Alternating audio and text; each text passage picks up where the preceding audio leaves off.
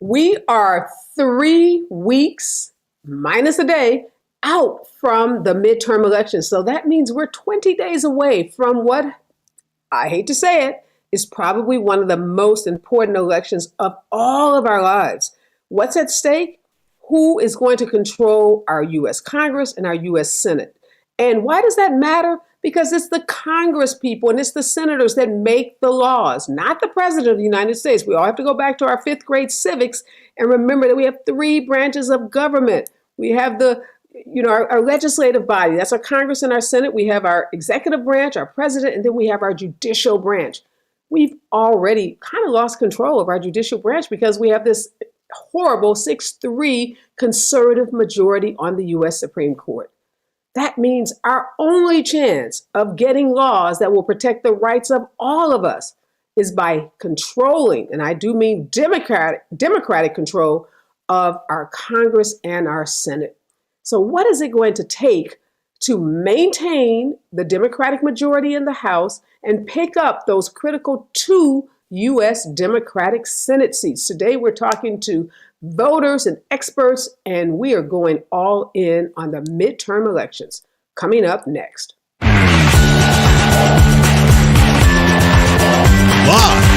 from Los Angeles, this is the Special Report with Areva Martin.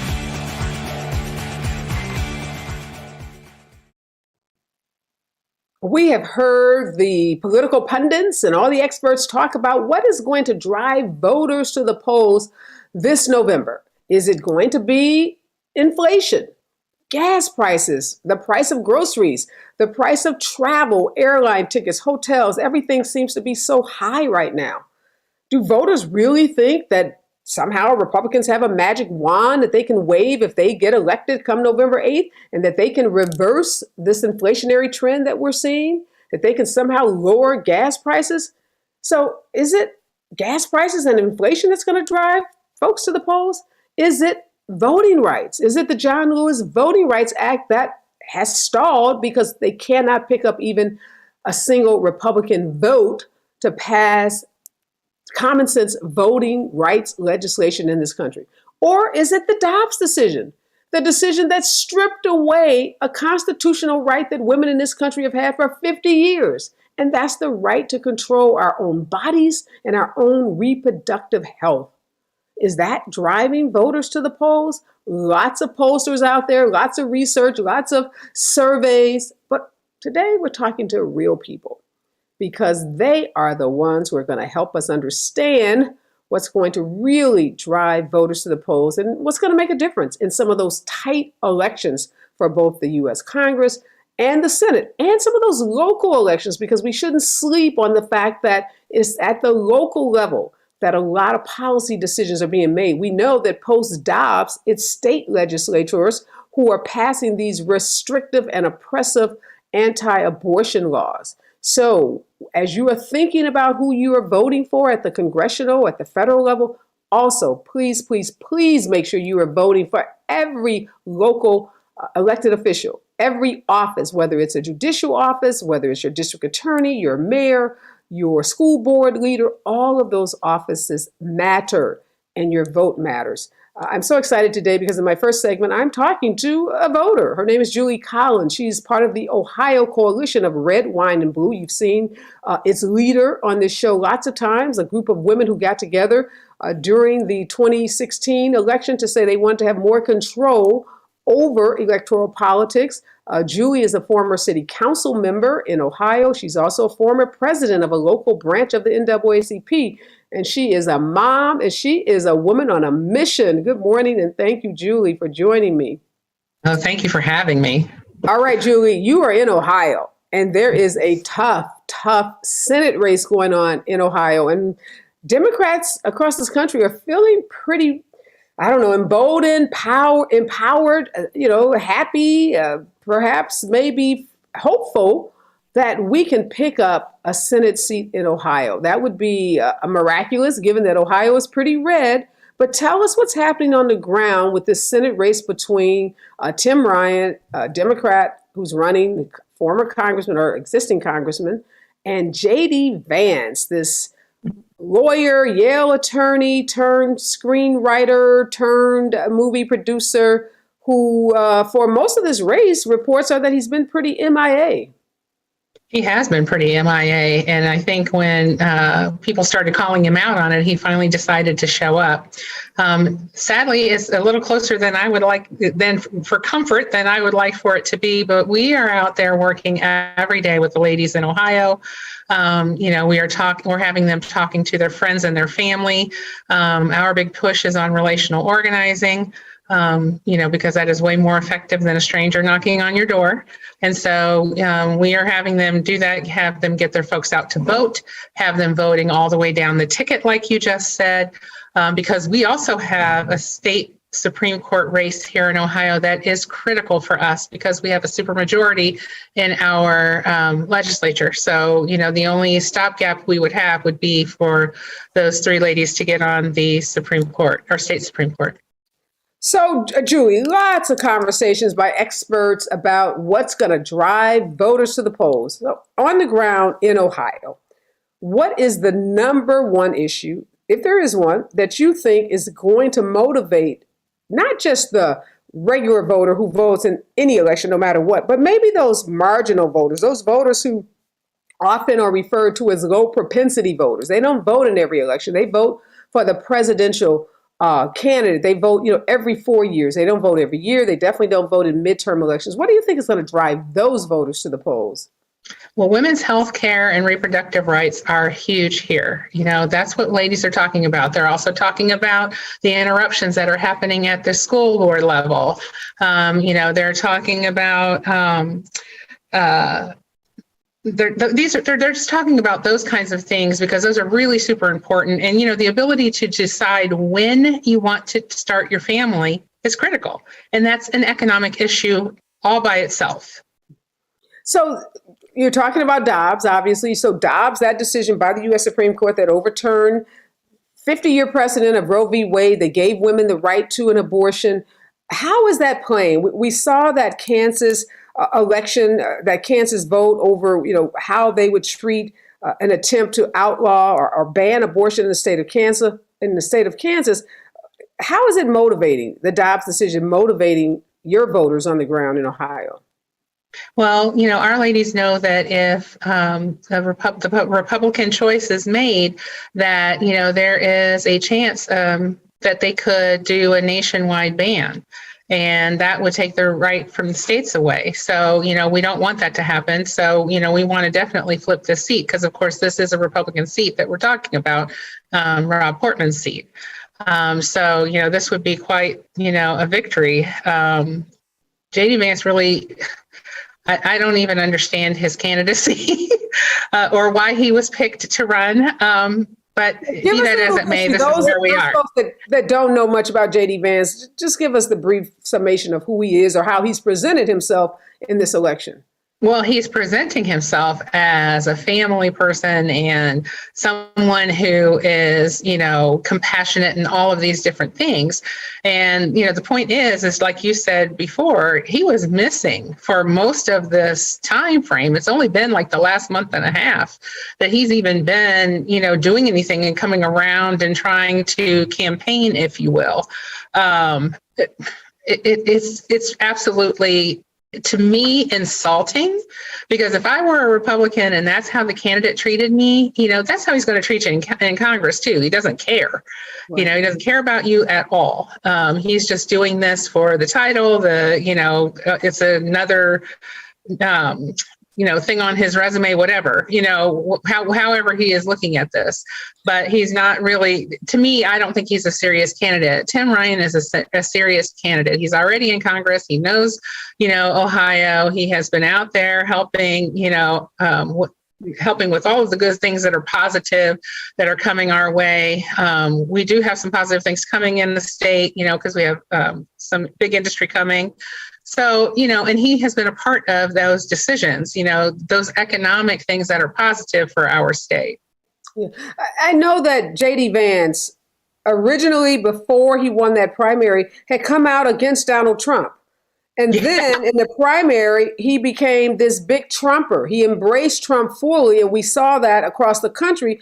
Candidates who had been anti-Trump embracing Trump as a way to get through a crowded Republican primary. And J.D. Vance is exactly one of those flip-floppers who's been all over the board on Trump, originally attacking him, but then embracing him to win that primary. How has he been campaigning, whenever he has shown up? Is he still, tying himself to Donald Trump? Has he had Donald Trump come into the state to, do rallies with him? Trump did come in, and I don't even want to repeat what he said. It was really, if I were JD Vance, I would be not supporting him again, but he's sadly, still trying to, run in his footsteps, I guess. It's really, I don't know. It's to have someone like that who's not serious about what the job is frightening to me as a mom, because I want the best for my kids. My kids are adults, but I want the best for them and any kids that they may have in the future. I've got 2 little nieces that are young. I want them to have a good, bright future. I want them to have the same rights that I have had as an adult woman for my health care. I want them to be protected. I don't want them to go to the hospital because there's a problem with a pregnancy that they wanted, but nothing can be done until the baby dies, or nothing can be done until, they're at the brink of death and somebody has to bring them back. My mom died a month and 6 days after their mother was born, my baby sister. And so, Black maternal health care especially is very important to me. Yeah. So, I don't want someone like J.D. Vance in there who says that you should stay in a marriage, even if the person is abusive to you, or have, the rapist's baby, even if you're 10 years old. I don't want somebody in Congress who absolutely is not even using basic common sense and basic compassion and, has some consideration for women and children's humanity. You raised such great points. I remember hearing that statement that he made about women staying in abusive relationships and saying he did it as if he was some role model that we should all aspire to be. And I want to pull up what Donald Trump said about J.D. Vance when he went into this big rally at the end of September. He was in Northeast Ohio, about 6,000 people. J.D. Vance, his candidate, this venture capitalist that he selected. And these are Trump's words. JD is kissing my ass. Yep, that's what I didn't want to say. Of course, he wants my support. And the entire MAGA movement is for JD Vance, he says. And the crowd goes crazy. And JD Vance is standing there, spineless. Let's just call it what it is, spineless, not willing to say anything, do anything. Is this the kind of candidate that Ohio wants to send to the Senate that allows, his so-called supporter to say publicly he's kissing my, it's like high school silliness. But it's not silliness because it's very serious, the power that a senator has. Yes, I hope you can hear me because I'm having a little bandwidth issue, it seems. But I just don't understand how he is a serious candidate. I'm going to be just honest with you on that. When I saw that rally and saw what was said, I just can't understand that. But what I can tell you, because we have actually targeted 4 states, and Ohio is one of them here at Red, Wine, and Blue, is that we are working, to get these suburban women out in big numbers and, getting their friends and families out in big numbers to vote. And I believe that we're going to be successful. I really do, because we have moved the needle in the last election. What we do with the relational organizing actually works. It's not calling a stranger. It's not talking to someone you don't know. Think about if, since you do news and you talk with people all the time, I'm sure that you have friends and family that ask you, hey, what do you think about X, Y, and Z this coming November? Well, a lot of us have folks who do that with us. And so what we're asking is for our ladies to just kind of amplify that, because they're trusted messengers with their friends and family. They know what's important to them. Yeah, and Julie, you hit on a good point, and all the pundits will say, and I've interviewed so many political strategists that say the best messenger is someone that you trust. It's not a slick ad by a politician. You know, it's not a stranger that they paid to go door to door knocking in neighborhoods. It is someone that they know and trust. But I'm worried about Ohio because you guys in Ohio, both elections, 16 and 20, Trump won your state by 8 percentage points. How do you how are you going to get folks to vote for a Democrat like Tim Ryan when Trump has handpicked and ordained J.D. Vance as the person that he has to get elected? And he said, in the same rally, he's like, oh, this guy said some bad stuff about me, but we have to get him elected, no matter what. So are Ohioans going to listen to Trump and vote for Vance, even though he has been missing, even though he's made some outrageous statements about women and about families?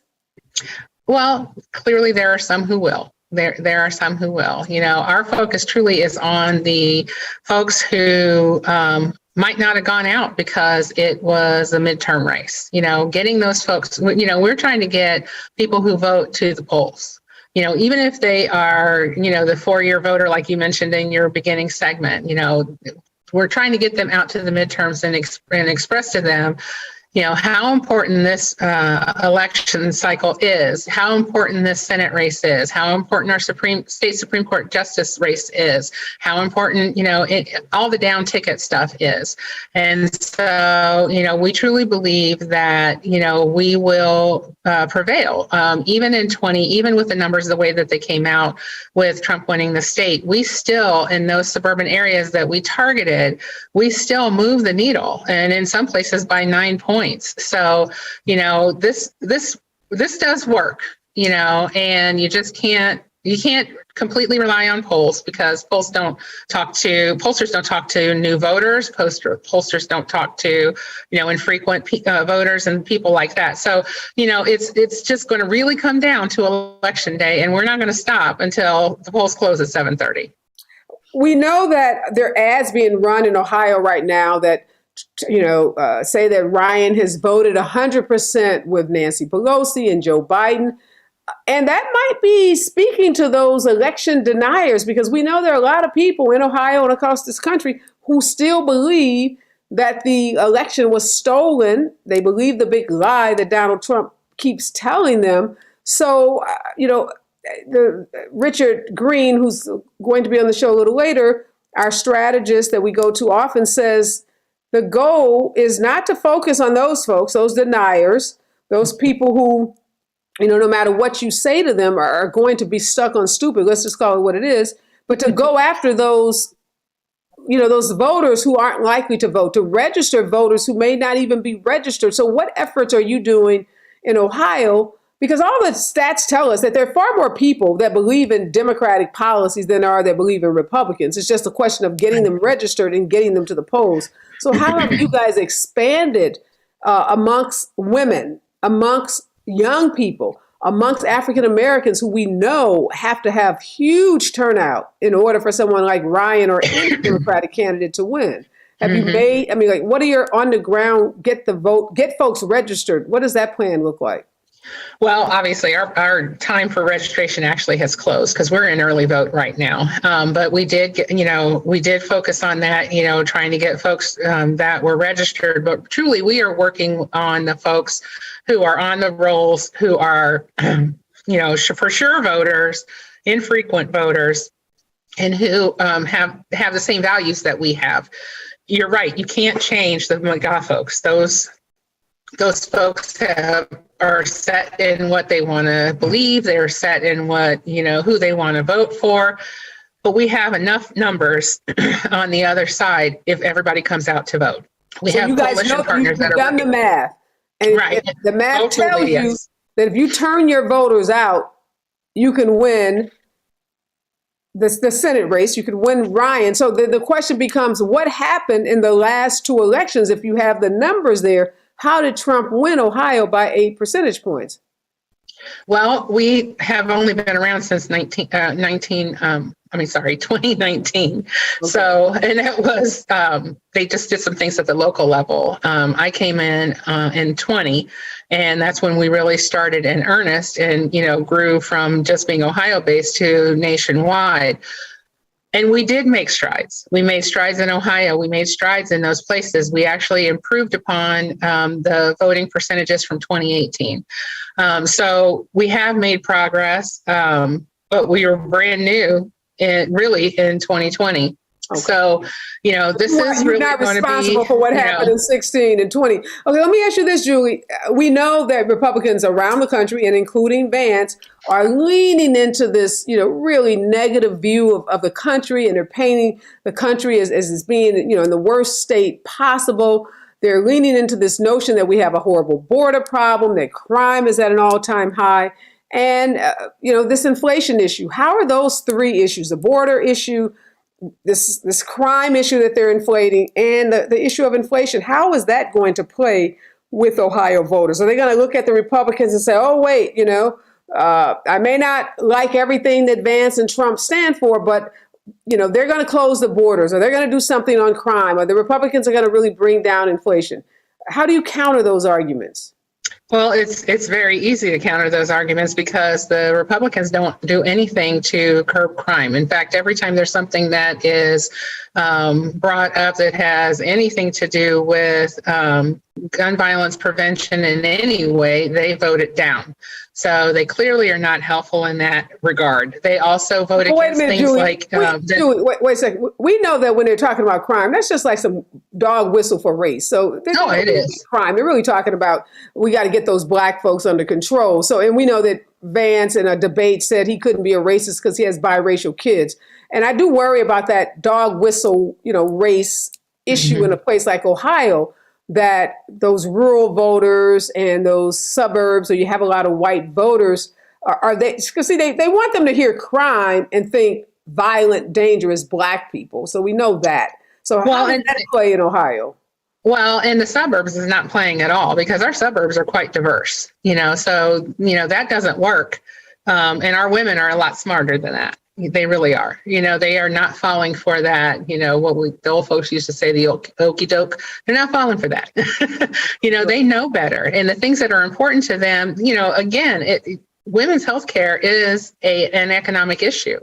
Because it determines, when you can work, how you can work, and childcare is a huge expense everywhere, and again, the Republicans don't do anything to help decrease that amount, that you have to put out for that, and in some places, you can't even, get a job that will pay for the childcare that you would need to even go to work. So, there's that's important. And these are the things that are important to the women that we are targeting to get out to vote for this election. It's, again, it is the freedom, the personal freedom of being able to choose with your doctor what is the best course of health care for you is vital. And there's really nothing more important than that because it drives everything else. It drives, the amount of money you're able to make. It drives everything. Sometimes even where you can live based on how many kids you have. Yeah, I think we saw a poll, we can put it up, Rashad, that said that Black voters were motivated by inflation. Are you seeing that issue amongst the Black voters that you are working with in Ohio? I don't know if I believe this poll, but this poll says that, Black voters name inflation and economic issues as the biggest issue in this midterms. I've seen other polls that suggest otherwise. So I don't know the efficacy of this poll, but is that what you're seeing on the ground? No, I'm not seeing that on the ground. I'm seeing, again, that, this big issue about freedom is huge. Because think about it, if they can take our freedom away as a woman, then who's next? Right. So, I mean, you have to really kind of consider that this is a really crucial area that we just cannot let go. Well, I am so happy to hear that you all, Red Wine and Blue, has expanded across the country. I love that you are engaged in relationship. Get out the vote, because we know from all the data and all the experts that is the way that you motivate those, less frequent voters when they hear from people that they know, when they are explained the issues like you just did so eloquently around, the Republican talking points about somehow they're better for the economy. We know that poor people and middle class people fare horribly under the Republicans. They were just in office, and the first thing Donald Trump did was give a big tax breaks to the rich. And we know that the Republicans voted against the child tax credit that put literally hundreds of dollars into the hands of mothers and families in this country. And they had an opportunity to help working class families and poor families. And every opportunity they get, they vote against it. I mean, the only Vice President Harris was in Los Angeles 2 days ago, and she, reminded us that every common sense policy put forth by our Congress to help women, to help families, is voted against by Republicans. The only bipartisan, and by bipartisan, I mean a couple of Republicans, it was infrastructure. And it's so the hypocrisy is just galling. They vote against the bill and then they beg, the president or these federal offices for money to take home to their states. So they say to their constituents, oh, I voted against this big government. But, out the other mouth side of their faces, they're trying to get some of that same money that they just voted against. So thank you, Julie, for the work that you're doing. Thank you for the work that your organization is doing. And keep knocking on those doors. Keep calling folks. We need Ryan. We need him to win. That's one of the, you said, Ohio, Pennsylvania, Georgia. We have a couple of these states that we really have a chance of winning. And I hope Ohio ends up in that category of a win for Democrats. Yes, I believe we will. Thank you. All right. My next guest is Professor Mary Kate Lizotte. She is a professor at Augusta University. She is a specialist in gender politics. She's also the author of Gender Differences in Public Opinion. Welcome back, Professor Lizotte. We are 20 days out from this really important midterm election, and I think everyone's on pins and needles. Everybody's nervous. We're looking at polls. We're discounting polls. We're just trying to figure out how do we motivate folks to the polls. So tell us from your work, what is the number one issue that's going to motivate women, both Republican and Democratic women in this midterm? Well, I think it's really difficult to bring it down to just one issue. I think that a lot of those national polls are right, that inflation is a concern, but that doesn't necessarily mean that women or men, for that matter, want to switch parties, change who's in control. They just want Congress to be able to do something about inflation to try to reduce it. And it's not as if, the Republican Party is offering these amazing solutions to that problem. So I think inflation is definitely an issue that is affecting people's lives on a daily basis, and it is a top issue. But for sure, the Dobbs decision, school boards, their healthcare, just in general, Medicaid expansion in a lot of states that don't have it. There's a lot of issues that people care about right now and are going to motivate people to go to the polls. But when we look at particularly young women or these newly registered voters who have been predominantly women, particularly in certain states, that's a top issue for them. And they report that abortion is going to impact their vote choice. Yeah, I'm hearing that more and more. Millennial women are really concerned about the issue of abortion, about the issue of contraception, perhaps also being on the chopping block with this Supreme Court. And I don't hear a lot of younger women talking about inflation. Of course, they're worried about it. They're worried about student loan debt. They're worried about jobs. But that reproductive freedom, those choices, that really seems to be motivating young women. There seems to be a sense of outrage that, again, a court, comprised predominantly of men at the time, could make that decision. And then these state legislators around the country enacting, putting forth this, these oppressive anti-abortion laws seems to really be motivating women. What about independent voters? Have you done any studies there? Because we know in a lot of these states, the margins are so thin. And we know how Dems are going to vote. We know how Republicans are going to vote. But there's this big swath of the country that still likes to identify as independent. I don't know if I believe most of them either. I think, people already know who they're voting for. But to the extent there are these people who consider themselves independent, what's motivating them? So I think that you're right. Most independents are closet partisans. They don't like to identify. I love that word, closet partisans. Yeah, they're partisan leaners. They're very weak partisans, and for whatever reason, they choose not to identify. That's become increasingly popular. They don't want to have to deal with, the polarization and what it means to say I'm a Republican or I'm a Democrat and have someone challenge you. So they just say that, I'm an independent, but they tend to vote and side with one party all the time.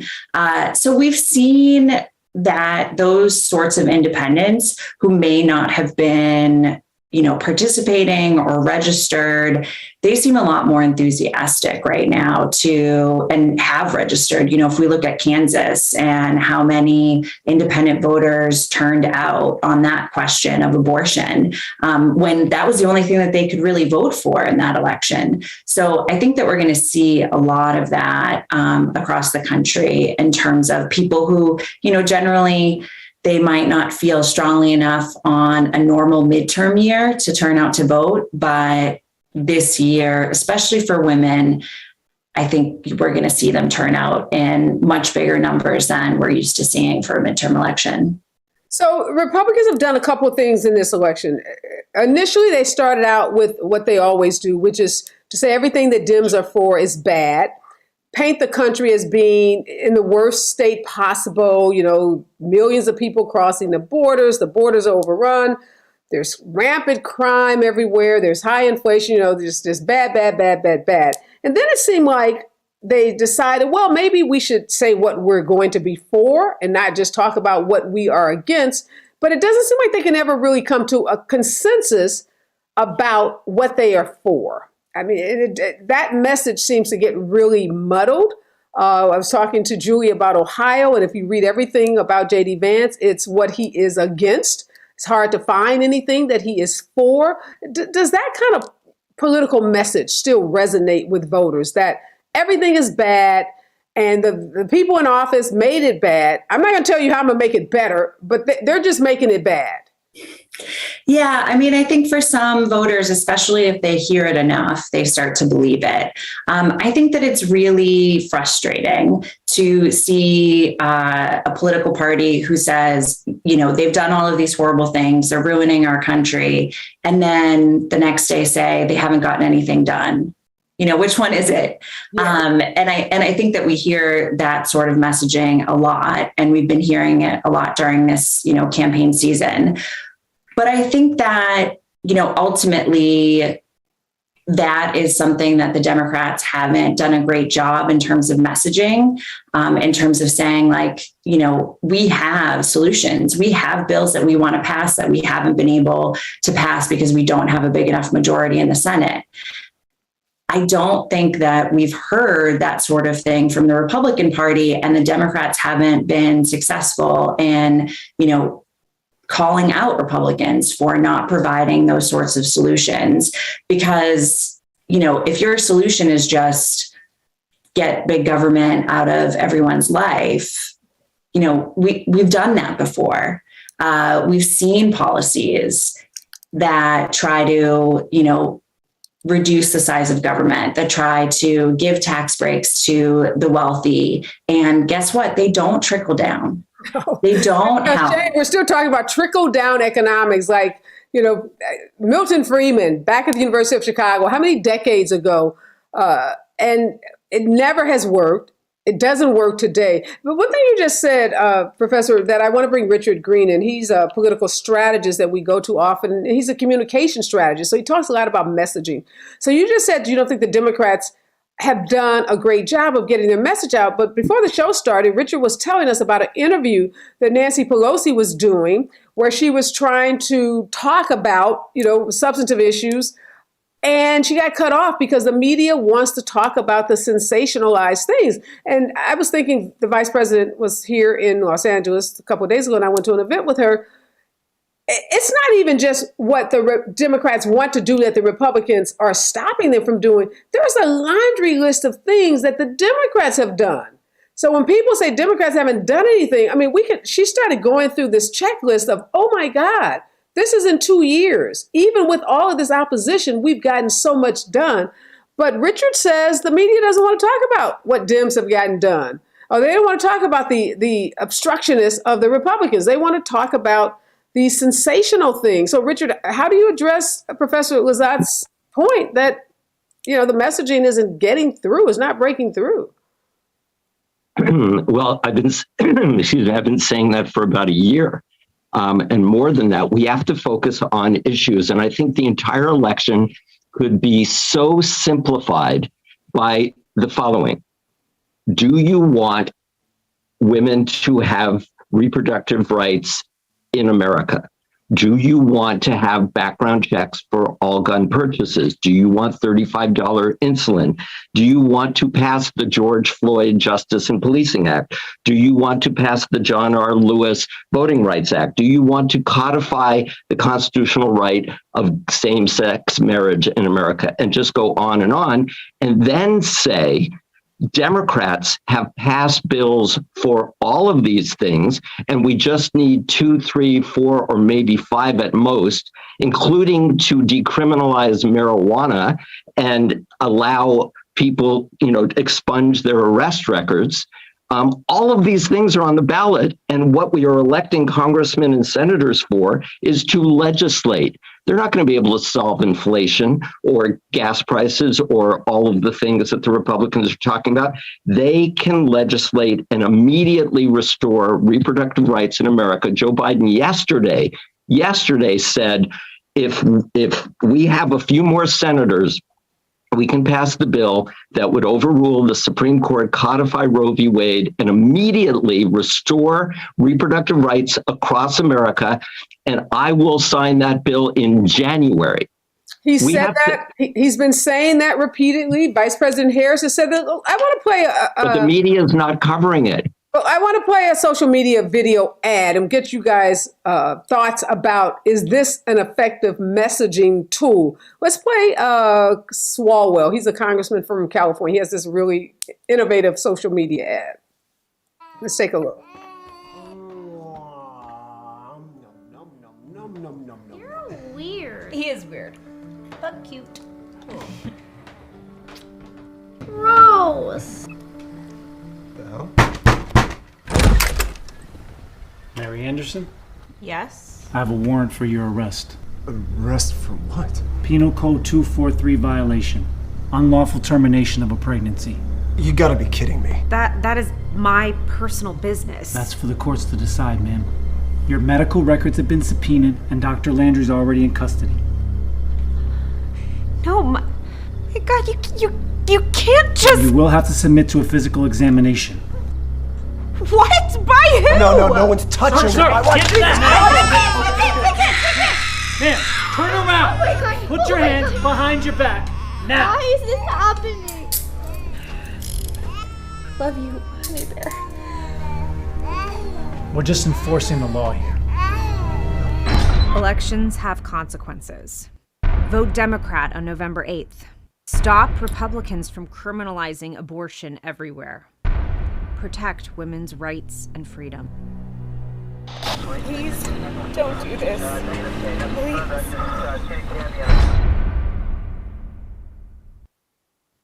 Okay, Wow. if that is not the most powerful. Okay, the guns did it for me, because I'm thinking of every situation where we've seen African Americans confronted by guns with police. And here's this nice white suburban looking woman with her husband and her children who now have guns pointed at them. Professor, is that the kind of messaging that we need more of by Democrats? I mean, I think that, that is powerful for sure. There's a Stacey Abrams ad in Georgia just showing women talking about the issue of abortion. And one of the women says, if I have a miscarriage, I could be investigated and possibly prosecuted.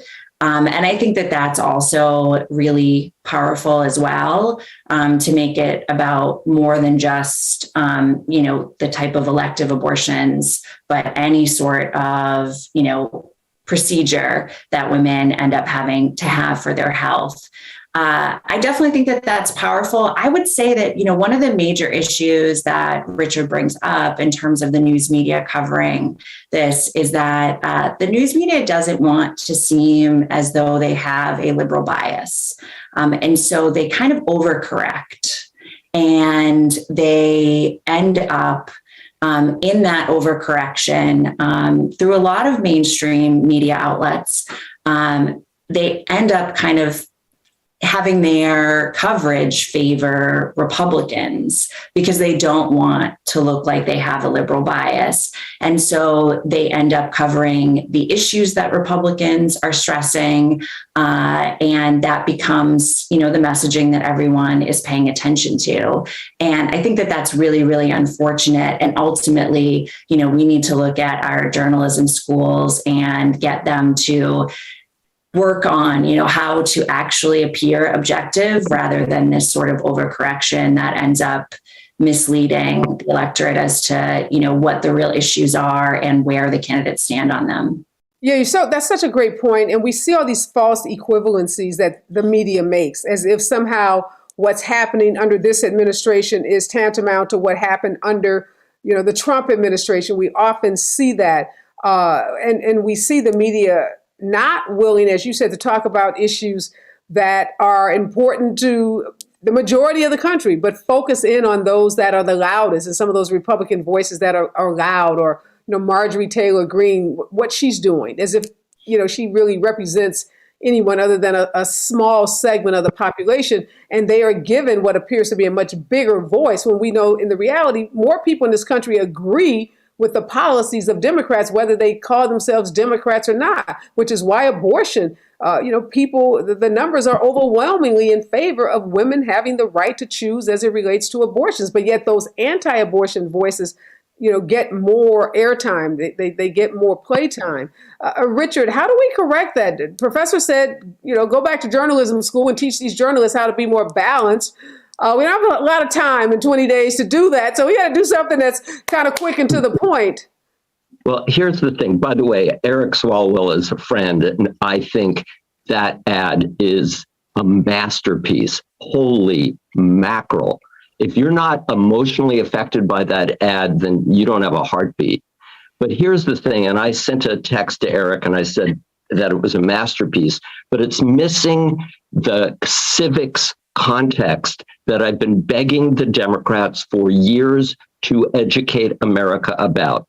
So you watch that ad and you go, wow, oh my God, I don't want to be in the position that lovely suburban woman is in.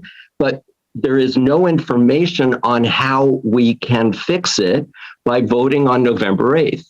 So what needs to supplement that powerful emotional ad is, hey, you have to vote for Democrats. Yes, the ad said that, but you have to reelect the House and elect and you've heard me say this every time I've been on your show, just 2 more Democratic senators in Ohio, Pennsylvania, North Carolina, Florida, Iowa.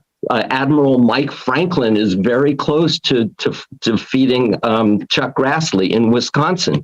If people understood that there is an actual, tangible, concrete, simple way to not have that horrible scenario that the Swalwell ad showed, then they'll come out and vote. But they don't trust the system.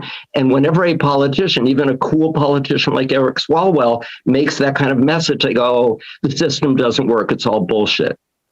But yeah, I hear you, but I think there's room for, ads that do exactly what you said. I think that ad is powerful in and of itself, and there's room, obviously, for a follow-up ad to do exactly what you said in terms of the map. I do want to ask you, though, Professor, what we were told when Hillary Clinton lost the election was that white women, a lot of folks on white women voters, how they voted for Donald Trump, how they voted with their pocketbooks, that they, their husbands are telling them, I'm going to lose my job on Wall Street. We're going to lose our tax breaks. You're going to lose your Mercedes and, your country club membership, blah, blah, blah. And that white women voted with their husbands because they could justify in their minds the social work that they do or the charity work that they do outside, of their kind of economic lives. Are we still finding that? Is that, well, one, was that true? And two, is that still the case that middle class and affluent white women vote on the issues that are important to their husband, which I suspect are not issues like abortion and probably have to do more with taxes and, financial issues. Well, 2016 is obviously there were a lot of reasons why Hillary didn't win the election that are a lot more complex than that. If we look at white women with college educations, they were much more likely to vote for Hillary Clinton. But yeah, if we look at white women without a college degree, they were more likely to vote for Trump. And I think that we're not entirely sure why that is. It's probably for a lot of reasons. It could be because they're pro-life and they wanted him to be able to, install judges on the Supreme Court that would pursue pro-life rulings. Or, it could be because of their financial situation. It's not entirely clear. I will tell you that research that I have in progress with some co-authors looking at abortion attitudes, we find that, there's a number of Republican women who don't agree with their party on the issue of abortion. There's a number of Republicans in general. It gets close to almost 30%. And so those individuals are probably not going to cross party lines this November, but they might stay home. And it's possible that if this sort of thing continues, if the Republican Party continues to pursue a pro-life agenda, it could eventually cause them to become independent and then possibly start voting, for the Democrats.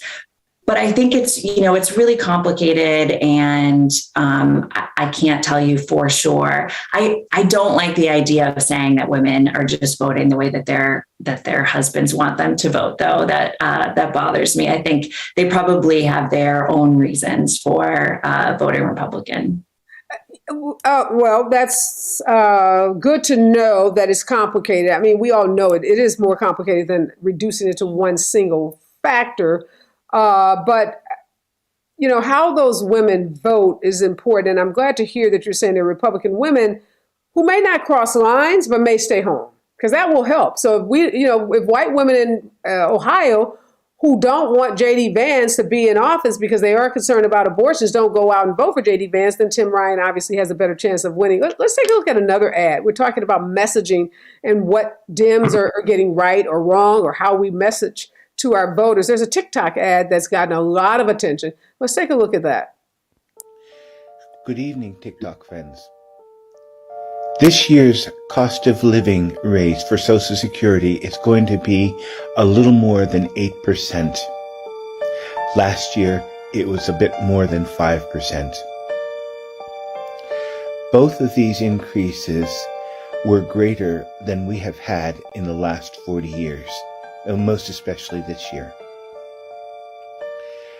And this is a benefit that is for all of us, no matter where we stand on the political spectrum. And both raises have occurred under the Democratic and Biden administration. Contrast this to the Republicans who threaten that when they come into office, they will sunset Social Security, Medicaid, Medicare within 5 years. For many senior citizens, including myself, Social Security represents a healthy part of my income, about half of my income. Quite honestly, I really don't understand why any senior citizen would vote for people that would want to strip away half of their income and quite possibly anything they may have in the way of medical care. Vote blue. All right, that's Grandpa telling you, look, we just got a raise, almost 9%. It's half of his income. Why would anyone, as a senior citizen, vote for Republicans who are going to sunset Social Security? How powerful is that ad, Dr. Lizette?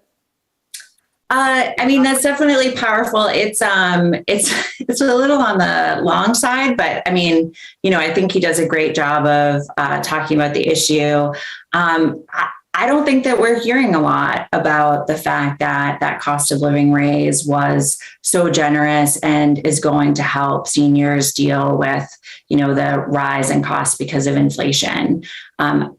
I think that, that is a message that should be getting out there, and that Democrats in general, to whatever extent they can, should be trying to take control of, what the focus is, and talk about all the things that have been accomplished, and not allow for, Republicans to argue what you were saying earlier on, which is that, we have all this money that I was able to, do this for our state and do that for our district. Well, where did you get that money from? It was from the federal government. It was from, the Biden administration for COVID relief. You can't, talk out of both sides of your mouth at the same time, like you were saying earlier. Yeah, what did you think, Richard, of Grandpa's ad? I love that he's saying, look, I don't know if people are talking about this. The Republicans want to sunset Social Security in 5 years. That's huge. That should motivate anybody to go out and vote. I just love that TikTok has evolved from dance videos to senior citizens preaching and teaching about what's going on in this country. No, that was an awesome, awesome ad. And the bottom line is, if we talk about issues, we win. If we talk about what Democrats want and what they're going to provide for America if they're reelected, we win. If we talk about what Republicans are going to do, they're going to impeach Joe Biden, they're going to investigate Hunter Biden, they're going to sunset Medicare and Social Security, right? Those things are not coming out.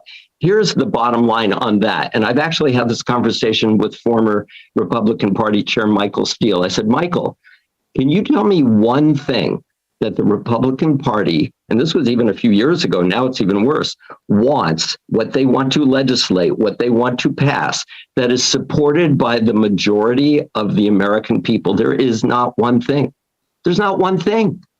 There's not one thing that Republicans are going to do if they take back control of Congress, either house, that is going to appeal to the majority of the American people. Well, let's be clear, Richard, Republicans don't legislate. They got that tax break, and that was it. I mean, they just don't have Supreme Court justices. That was all they wanted. Well, yeah, that's not legislation. That's McGahn in the White House feeding Mitch McConnell all these Federalist judges. But they needed 52 Republican senators to confirm those monsters.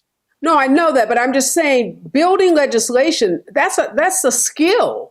You got to have staff members that know how to write legislation. They don't even have the muscle and the experience and expertise to do that because they don't do it. I mean, if it's not... They don't believe in government. Areva, they don't believe in government in the way that Democrats do. And I say to people, and to your point, Professor, if you received any benefits from all the COVID relief that supposedly caused inflation, then if you're really upset about it, give the frickin' money back. Yeah, no, they never give it back. They want more of the money, and they want to just blame the Democrats for, inflation and increasing the deficit. It's just one of those things that I guess at the end of the day, I've got to end the show, but people have got to look at the records. They just can't listen to what people say. They can't just listen to these slick ads. What is your track record? Many of these people who are running have track records. They have voted against the infrastructure bill. They have voted against the child tax credit. They have voted against the John Lewis Voting Rights Act. They voted against the George Floyd, Policing Act. They voted against, things that are going to protect the middle class. So I just hope that voters are more discerning and are willing to go beyond the slick ads. We're in Los Angeles, Professor Richard and I are. We have a Republican turned independent, but who is clearly a Republican who turned Democrat to run for mayor. He spent $80 million in the slickest ads possible. He's making promises that are impossible, like adding 1,500 police officers to the LA Police Department. That's physically, literally economically impossible. There aren't 1,500 people that want to work in policing in Los Angeles. You cannot, right now we're struggling to graduate 20 graduates out of our police academy in every 3 months or every 4 months or so. There are not 1,500 people. He's going to build 30,000 units of housing in his first year. That's impossible. So you also have to be able to know what's feasible. We live in a city where our city council has far more power than the mayor. The mayor does nothing in the city that's not sanctioned by our city council. It's just a job of, you have a bully pulpit, but you don't legislate as mayor. So we got to make sure people understand those basic civics. So when a mayor tells you they're going to do all this stuff and you bash the city council for a year, who's going to work with you, Mr. Mayor? So people got to ask those tough questions. I'm out of time. Thank you so much, Professor. Always a pleasure to see you. Thank you, Richard. Great information as usual. 20 days. Registering to vote is over in most places. Make sure you check in case you're not registered.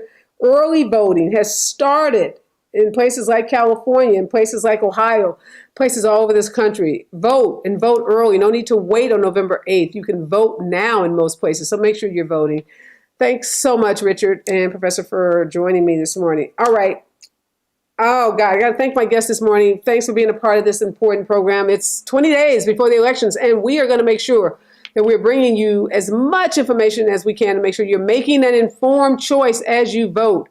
Make sure you know where your polling places are if you're not voting by mail. And if you're voting by mail, you don't even need a stamp. All you got to do is fill out the form and drop it in the mail.